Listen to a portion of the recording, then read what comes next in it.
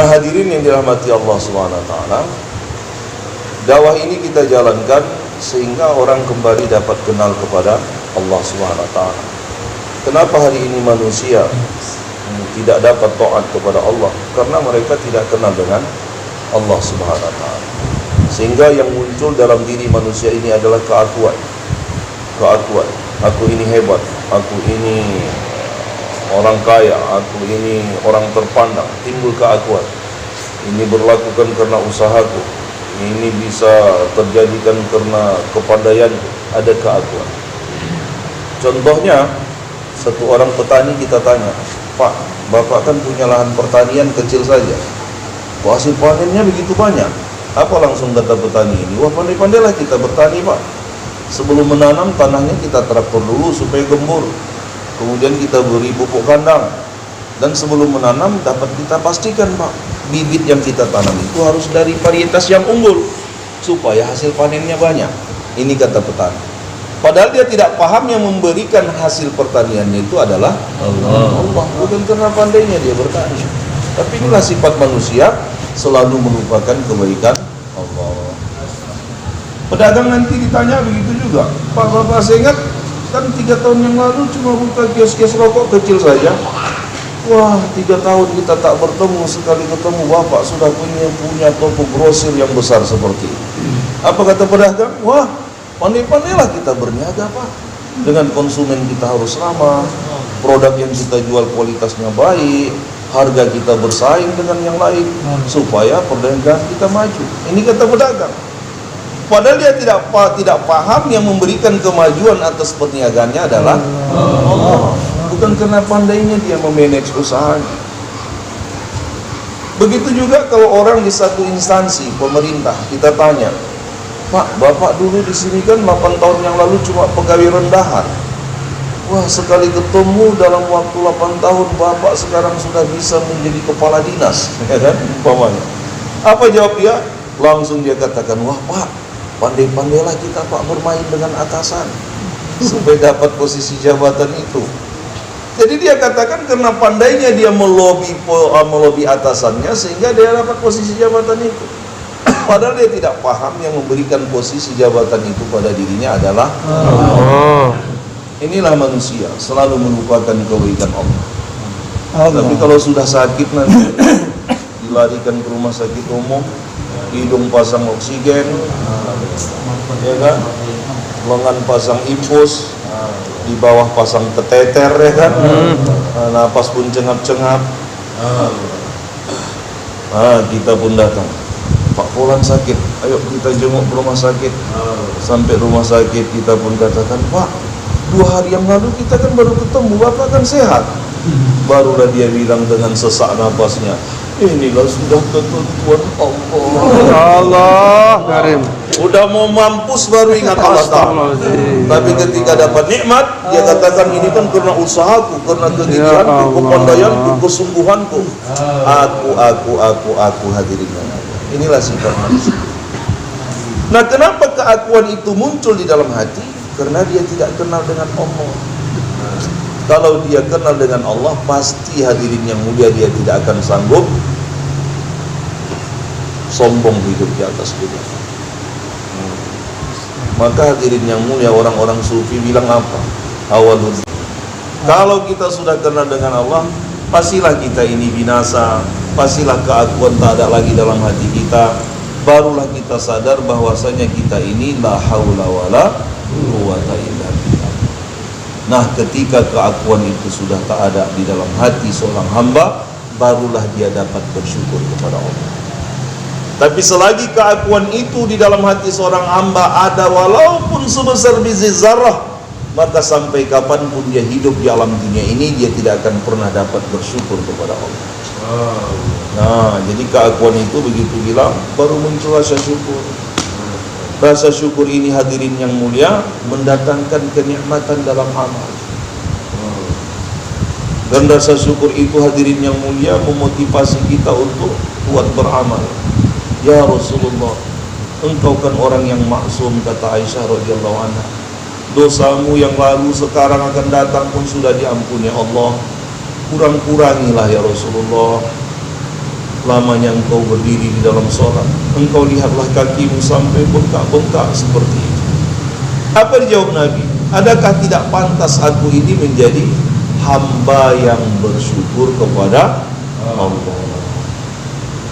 Jadi rasa syukur itu hadirin yang mulia memotivasi diri kita untuk melaksanakan amal-amal ibadah, untuk melaksanakan perintah Allah dan mendatangkan kelezatan dalam amal. Salat itu lezat nikmat. Allahu Akbar. Apalagi siapa imam siapa? Ya. Sofyan. Bacaannya sedap. Lama pun dia membaca, hadirin yang mulia, tak terasa capek berdiri jadi makmum di belakang. Ya kan? Tapi kalau rasa syukur tak ada dalam hati, ya kan, sedap pun imam baca dalam solat lama, dalam hati tetap menggerutu, yang lama lah dia dibaca ya.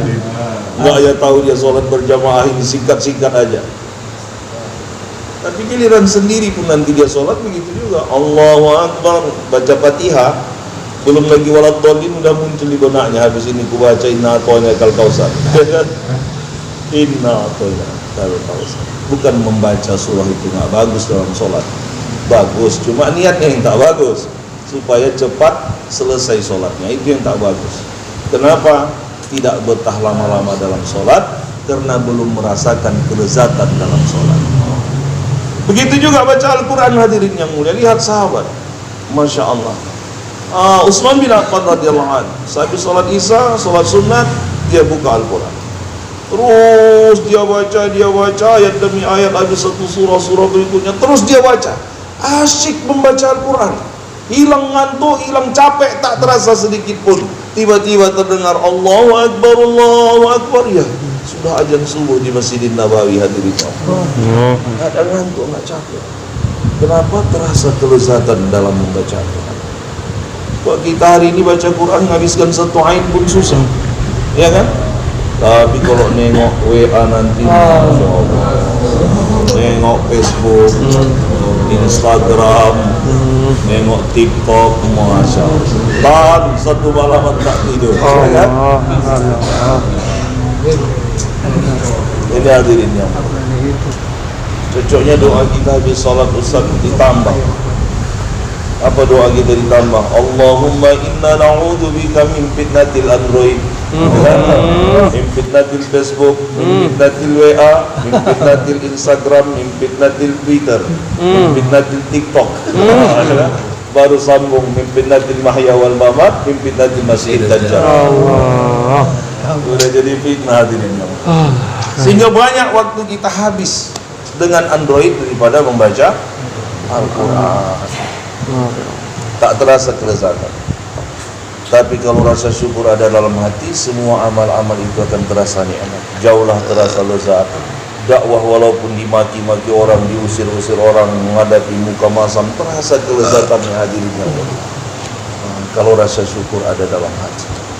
Nah, rasa syukur itu buahnya apa? Buah rasa syukur itu hadirin yang mulia iman, yakin terhadap perintah-perintah Allah. Jadi iman ini hadirin yang mulia mendatangkan keyakinan terhadap amal. Kalau kita belum yakin terhadap amal, berarti iman belum ada di hati. Tapi sahabat coba hadirin yang mulia, mereka yakin terhadap amal. Sayyidina Ali pulang ke rumah, ada makanan yang dapat dimakan, wahai istriku, nggak ada. Pergi ke Masjid Nabawi sholat.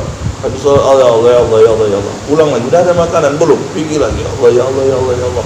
Udah ada makanan belum? Pergi lagi, ya Allah, ya Allah, ya Allah. Sampai akhirnya penggiling gandum mutar sendiri hadirinnya. Di tengah perjalanan keledai mati. Sholat, Allahu Akbar, ya Allah, hidupkan kembali keledai ini, ya Allah. Keledai yang mati hidup lagi. Anaknya mati hadirin yang mulia, dia sholat, ya Allah, aku takut ya Allah, aku ini kan baru meluk Islam, anakku mati nanti menjadi fitnah bagi kaumku, ya Allah. Hidupkanlah anakku ini kembali. Anak yang mati hidup lagi. Kenapa hadirin yang mulia yakin mereka terhadap amal? Karena iman mereka sudah duduk di dalam hati. Kenapa kita ragu dengan amal? Karena kita pun memang ragu terhadap Allah. Ya kan? Nah, kita mau keluar tak ada tafakur. Selesaikan dengan sholat 2 rakaat, kata kawan. Pun yang gilanya kawan ni dalam manusia. Masa tafakur tak ada, disuruh nyawa sholat. terjadi karena kita memang ragu hadirin yang mulia terhadap Allah Ta'ala, sehingga kita ragu terhadap perintah-perintah Allah itu mendatangkan pertolongan dari Allah. Padahal jelasnya kita tahu wasta'inu bis-sabri was-shalah. Mintalah pertolongan dengan sabar dan sholat. Adakah kita sudah meyakini sholat ini dapat menarik bantuan Allah Subhanahu wa Ta'ala untuk menyelesaikan permasalahan kita? Kalau kita tak yakin, ya memang alamatnya kita pun tak yakin kepada yang memerintahkan sholat. Tapi kalau rasa syukur tadi duduk di dalam hati, maka keyakinan itu akan datang hadirinnya. Keyakinan itu kenapa tidak datang? Karena tak ada rasa syukur. Kenapa rasa syukur tidak hadir di dalam hati kita? Karena keakuan masih ada. Kenapa keakuan masih ada? Karena kita belum kenal siapa itu Allah Ta'ala. Nah, ini hadirinnya dirahmati. Tapi kalau sudah keyakinan datang, Masya Allah, hati sudah terpaut kepada Allah. Jadi orang-orang yang yakin kepada Allah ini hatinya sudah terpaut kepada Allah, sehingga dia meyakini hadirin yang mulia segala sesuatu yang berlaku dalam hidup ini semua sumbernya dari Allah. Sehingga orang yang yakin kepada Allah itu tidak ada pernah susah dalam hidup ini. Kalau ada orang mengaku beriman tapi masih susah dalam hidup ini bukan orang yang beriman. Sahabat Pak, kita aja yang bilang susah. Kita bilang lihat penderitaan Bilal radhiyallahu anhu. Berapi-rapi kita menceritakan penderitaan Bilal. Diseret di padang pasir, dicambuk, dipukul. Kita bilang penderitaan Bilal. Sementara Bilal ditanya, wahai Bilal, kapankah engkau merasakan nikmatnya beriman itu? Ketika aku ditelentangkan di padang pasir yang panas, dicambuk, dipukuli, ketika itulah aku merasakan manisnya iman. Kita bilang penderitaan, sementara mereka merasa nikmat. Ini hadirin yang mulia. Kok tidak apa kelebihan orang beriman dengan orang kafir? Kok sama aja? Orang kafir itu hadirin yang mulia, nggak pernah mereka senang dalam hidup ini. Casingnya aja itu yang senang. Kalau ditanya, ada Koke punya pabrik kelapa sawit, kebun sawit ribuan hektar. Koke apa kabar? Waduh, susah lah. Ini zaman Jokowi pajak semua. Susah hadirin dia. Padahal kita menengoknya senang. Tapi kalau ditanya, orang yang tak beriman pasti jawab susah. Tapi coba abang tanya, padahal kontrak rumah udah tak terbayar, ya kan? Listrik udah nunggak 2 bulan, udah mau diputus. Ditanya, apa kabar? Alhamdulillah, tetap dia bilang alhamdulillah. Ini hadirinnya dirahmati Allah Ta'ala. Jadi orang beriman itu nggak pernah susah. Apa kelebihan orang beriman dengan orang yang tidak beriman? Orang yang tidak beriman, mereka hanya bisa menikmati keadaan yang mereka kehendaki, tetapi mereka tidak bisa menikmati keadaan yang tidak mereka kehendaki. Itu orang yang tidak beriman. Makanya kalau ditanya mereka susah. Karena dalam hidup ini kita lebih banyak menghadapi keadaan yang tidak kita kehendaki daripada keadaan yang kita kehendaki. Nah, kelebihan orang beriman, dia dapat menikmati keadaan yang dia kehendaki dan dapat menikmati keadaan yang tidak dia kehendaki. Maka orang beriman itu nggak pernah susah. Setiap ditanya dia bilang alhamdulillah. Siapa yang mau dilempar dalam api? Nabi Ibrahim pun nggak mau dilempar dalam api. Tapi ketika dilempar dalam api, walaupun keadaan itu tidak dia kehendaki, dia dapat menikmati.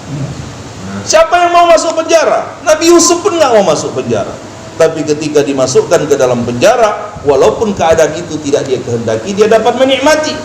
Saking nikmatnya dalam penjara, disuruh keluar nggak mau tambah masa. Dia sendiri yang minta supaya tambah masa dalam penjara. Coba siapa yang mau terusir dari kaumnya? Rasulullah pun nggak mau diusir dari Mekah. Tapi karena keadaan itu dihadapinya, walaupun keadaan itu tidak dia kehendaki, dia harus hijrah ke Madinah, Nabi SAW tetap dapat menikmati. Begitulah kita dalam hidup ini. Walaupun keadaan itu tidak kehendaki, kita tetap dapat menikmati. Ini kelebihan orang beriman. Maka orang beriman itu tak pernah susah. Kenapa? Karena dia yakin keadaan yang dia kehendaki dan tidak dikehendaki itu tetap datangnya dari Allah. Jadi apa yang kita susahkan? Ini hadirin yang dirahmati Allah. Ini buah iman. Dan kalau ini berlanjut hadirin yang mulia, barulah tumbuh buahnya cinta terhadap Allah. Masya Allah. Kalau udah cinta hadirin yang mulia, nengok dinding rumah ini aja pun buat ingat pada Allah. Namanya udah cinta. ya kan? Lihat sampan di tengah lautan pun membuat kita ingat pada Allah. Semua yang dilihat di alam ini membuat hati kita senantiasa mengingati Allah. Ini orang yang cinta. Tengok Amrul Qais dan Laila. Terjalin hubungan cinta antara Amrul Qais dan Laila. Rupanya hubungan cinta mereka ini diketahui sang raja. Maka anak Laila ini nggak boleh keluar istana. Amrul Qais pun jadi orang gila. Lari ke atas gunung, ke atas bukit. Lari sampai di atas bukit, dia hamparkan tangannya. Kata Amrul Qais, wahai angin yang bertiup, sampaikanlah salam cintaku kepada Laila. Habis itu dia lari di atas bukit, lari sampai di kota, dia ciumi semua tembok-tembok kota itu. Dibilang dia gila. Ketika ditanya, ya Amrul Qais, kenapa kau ciumi tembok-tembok ini? Apa kata Amrul Qais? Aku menciumi tembok-tembok ini bukan karena aku cinta kepada tembok-tembok ini, tapi aku menciumi tembok-tembok ini karena ada orang yang aku cintai tinggal di kota ini. Begitu hadirinnya. Jadi orang yang cinta kepada Allah bermakna dia mencintai seluruh makhluk yang diciptakan Allah. Kita kadang-kadang kita sempitkan, Pak. Adab jaulah kita bilang. Dilarang memetik dedaunan ketika berjaulah. Ini bukan adab jaulah. Ini akhlak Rasulullah sallallahu alaihi wasallam. Ketika tidak berjaulah pun dilarang memetik dedaunan yang tidak ada manfaat. Ini kadang-kadang kita jambu kelutuk kawan begini ke jalan. Kita sambil lewat puntil pucuk daun kelutuk, sering kita gitu anak-anak. Digini-gini kan cium. Habis itu buang. Apa manfaatnya coba? Nggak ada. Hal-hal seperti itu dilarang. Bukan adab jaulah, di luar jaulah pun nggak boleh. Tapi kalau ada manfaat dibolehkan. Halaman rumah kita semak dipangkas, pagar rumah kita sudah panjang dirapikan, boleh. Dipetik dedaunan untuk sayur dimakan, boleh. Dipetik dedaunan untuk jadi obat, boleh. Tapi yang tidak ada manfaat dilarang hadirin. Kita bilang adab tidur, melibaskan sabrah, membaca la haula wala quwata illa billah supaya tidak ada hewan-hewan kecil yang itu bukan adab tidur, itulah akhlak Rasulullah sallallahu alaihi wasallam. Di luar tidur pun hadirin yang mulia kita dilarang menganiaya makhluk Allah, binatang ini. Sehingga apa? Islam itu rahmatan lil alamin. Cintailah apa yang di bumi, niscaya engkau akan dicintai yang di langit. Ini hadirin yang mulia. Jadi orang yang mencintai Allah pasti dia akan cinta terhadap ciptaan Allah. Gimana kalau kita ini sudah cinta hadirin Allah? Sahabat-sahabat itu Pak, cinta mereka kepada Allah di atas segala-galanya. Walaupun mereka harus mengorbankan nyawa hadirin yang mulia. Itu sahabat. Kalau kita hari ini bukan korban nyawa lagi, korban waktu saja sama duit. 4 bulan di jalan Allah, insyaallah. Insyaallah. Jadi jangan kita belum bilang cinta kepada Allah kalau kita belum sanggup 4 bulan di jalan Allah. Ya kan? Kenapa? Bukti hati untuk mendapatkan jalan bersihnya hati dari kesyirikan 4 bulan di jalan Allah. Sebelum kita 4 bulan di jalan Allah, maka hati kita ini belum dapat bersih dari kemusyrikan. Fasihu fil ardi arba'ata asyhur. Berjalanlah kamu di muka bumi selama 4 bulan kata Allah, wa'lamu annakum ghairu mu'jizillah, baru kamu tahu bahwa kamu tidak dapat melemahkan Allah. Kalau tidak, kita belum 4 bulan masih bisa kita lemahkan Allah. Ya kan? Memang Allah yang kasih rezeki, tapi kalau kita tak kerja kayak mana dapat rezeki? Tapi juga ini kan melemahkan Allah ya. Tapi ini hadirin yang dirahmati Allah. melemahkan Allah. Tapi makom sahabat bukan lagi di makom hub cinta, tapi makom sahabat itu hadirin yang mulia sudah di makom rindu kepada Allah. Kita hadirin yang mulia kalau sudah cinta kepada Allah pasti merasa rindu kepada Allah. Jadi bagi sahabat, mereka hidup di dunia ini hatinya sudah merindukan Allah. Ketika sahabat maju ke medan pertempuran, melesat anak panah menuju ke ulu hati, sedikit pun wajah sahabat tak berkerut mengatakan, aduh nggak ada. Tapi anak panah menancap ulu hati, terpancar wajah ceria. Fustu bi rabbi Ka'bah, ya kan? Menjerit sahabat, berjaya demi Tuhannya Ka'bah. Terus terus mati syahid, hadirin yang mulia. Kenapa mereka mengatakan berjaya? Karena mereka paham setelah mereka mati, mereka akan bertemu dengan Allah yang sudah lama mereka rindukan ketika hidup di alam kubur. Kita hari ini kenapa takut mati, Pak? Karena belum rindu sama Allah. Doa-doa dulu, aku mau berangkat IPB nih, gitu. Ya Allah, tolong ya Allah, kau terimalah pengorbanan saudaraku ini mau berangkat 4 bulan ke IPB, ya Allah, amin. Ya Allah, tolonglah ya Allah, nanti sampai di IPB, ya Allah, kau jadikan hari ini menjadi syuhada, ya Allah, syahidkan dia di jalanmu, ya Allah. Mak, jangan lagi.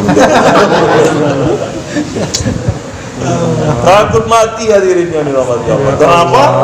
Belum merasakan kerinduan kepada Allah. Kenapa tak rindu kepada Allah? Karena nggak cinta. Kenapa nggak cinta? Karena nggak yakin. Kenapa nggak yakin? Karena nggak ada rasa syukur. Kenapa nggak bersyukur? Karena keakuan masih ada dalam hati. Kenapa keakuan masih ada dalam hati? Karena belum kenal dengan Allah Ta'ala. Inilah yang hendak kita bina dengan kerja dakwah ini, hadirin yang mulia, sehingga datang kerinduan. Orang perantau, kapan dia merasakan kebahagiaan? Bukan waktu di Malaysia, Pak, kirim duit sekian ringgit sama istri anak setiap bulan. Bukan itu saat bahagia. Saat bahagia dirasakan ketika kontrak 2 tahun habis, pulang ke Tanjung Balai. Saat itulah dia mulai bahagia. Kemas-kemas barang, 2 hari lagi mau pulang, ya kan? Udah datang kebahagiaan. Begitu sampai di KLIA, ya kan, di airport, sudah di Kuala Lumpur, sudah tambah bahagianya. Begitu masuk dalam pesawat, tambah bahagianya. Begitu turun di Kuala Namu, tambah bahagianya. Begitu orang yang merindukan. Jadi hadirin yang mulia, kenapa sahabat-sahabat cinta dengan sakit? Ya kan? Karena mereka tahu dengan penyakit ini kendaraan untuk mati menuju Allah. Jadi begitu sakit mereka bahagia. Wah, ini sudah dekat kematian. Sudah saatnya segera bertemu dengan Allah yang sudah lama dirindukan. Tapi kita sekarang, hadirin yang mulia, dunia ini selalu menutupi hati kita. Terjebak kita dengan kemewahan dunia, sehingga kita, hadirin yang mulia, tumpuk harta benda dunia. Sahabat itu, Pak, kita bilang macam orang bodoh tapi mereka pintar. Tapi kita ini macam orang pintar tapi bodoh, hadirin. Coba bayangkan, hadirin yang mulia, Nabi duduk sama sahabat. Kata Rasulullah, nanti satu ketika kamu akan menaklukkan satu kafilah, dan ketika itu akan muncul satu orang wanita yang cantik menunggang satu ekor kuda, memakai gaun yang indah. Datang kata Zakaria bin Yahya radhiyallahu anhu, sahabat yang hadir ketika itu, ya Rasulullah, apakah nanti wanita itu menjadi milikku? Kata Nabi, benar, nanti wanita itu menjadi milikku. Ini belum terjadi. Jadi sekian lama, hadirin yang mulia, berlangsung. Nabi pun wafat. Dipimpinlah pasukan oleh Khalid bin Walid memerangi satu kabilah yang dipimpin Abdul Masih namanya, karena masa kaumnya ketika itu beragama Nasrani. Jadi Abdul Masih ini pimpinan kepala sukunya. Perang kalah. Begitu mereka kalah, keluarlah satu orang wanita menunggang kuda, memakai gaun yang indah. Langsung ditangkap Zakaria bin Yahya. Ini milikku. Khalid bin Walid marah, wajahnya merah padam. Zakaria bin Yahya, kenapa engkau ambil bagianmu sedangkan harta ghanimah belum lagi dibagi-bagi? Kata Zakaria bin Yahya, oh ini lain wahai panglima. Ini dulu jauh hari sudah disabdakan Nabi bahwasanya wanita ini milikku. Bingung Khalid bin Walid, siapa yang menjadi saksi bagimu? Dipanggillah, adalah dapat 2 orang yang masih hidup ketika itu. Mereka ini menjadi saksi. Mereka katakan, benar, ini dulu jauh hari sudah disabdakan Rasulullah SAW bahwasanya wanita ini menjadi milik Zakaria bin Yahya. Diambillah wanita itu, namanya Saimah. Diambillah sama beliau. Tiba-tiba, hadirin yang mulia, datanglah utusan. Rupanya Saimah ini adik Abdul Masih tadi, adik kandungnya. Jadi datang utusan kepada Khalid bin Walid, sangatlah rendah bagi kami jika adik pimpinan kami menjadi tawanan bagi kamu. Jadi kalau boleh kami tebus supaya dia dimerdekakan kembali. Apakah kamu bersedia? Kata Khalid bin Walid, oh, aku tidak bisa mengatakan iya, karena sudah ada pemiliknya. Coba saya tanyakan, kalau dia setuju boleh kamu menebusnya. Ditanya Khalid bin Walid, Zakaria bin Yahya, adakah kamu mau kalau wanita ini ditebus, dimerdekakan kembali? Ya kalau cocok, saya bersedia, kata Zakaria bin Yahya. Oh, dia siap, cobalah kamu nego, datanglah. Berapa yang kamu minta tebusannya? Dia dengan semangat dia bilang, aku minta 100 dirham. langsung dibagi. 100 dirham itu sedikit. Langsung dibagi, dibawalah wanita ini. Begitu dibawa, kata sahabat yang lain, Zakaria, kok bodoh kali?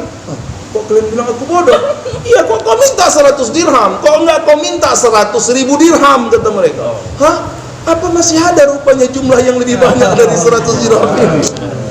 Coba sahabat, kan kelihatan bodoh kan? Tapi mereka orang yang pintar. Tapi kita hari ini kelihatan pintar tapi bodoh. Di mana bodohnya?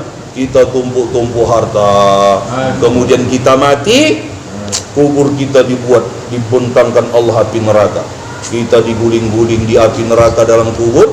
Bini kita kawin lagi diguling-guling kawan di Springbed, coba. Kan bodoh kita itu, ya kan? Kita kena gimbal di kubur, digembal nukar nakir, aduh kor, dipukul nakir, aduh kir, dipukul nukar, aduh kor, aduh kir, kena gimbal di kubur. Sementara bini kita di dunia kawin lagi, dia merintih, aduh kang, Ya Allah. ya kan? Kita adukir, bini kita adukar. Allah. Ini kan bodoh namanya ini. Tapi kita bilang kita pintar. Maka jadilah kita menjadi orang yang bijak, insyaAllah. Sambutlah takaja agama ini di setiap keadaan yang kita hadapi.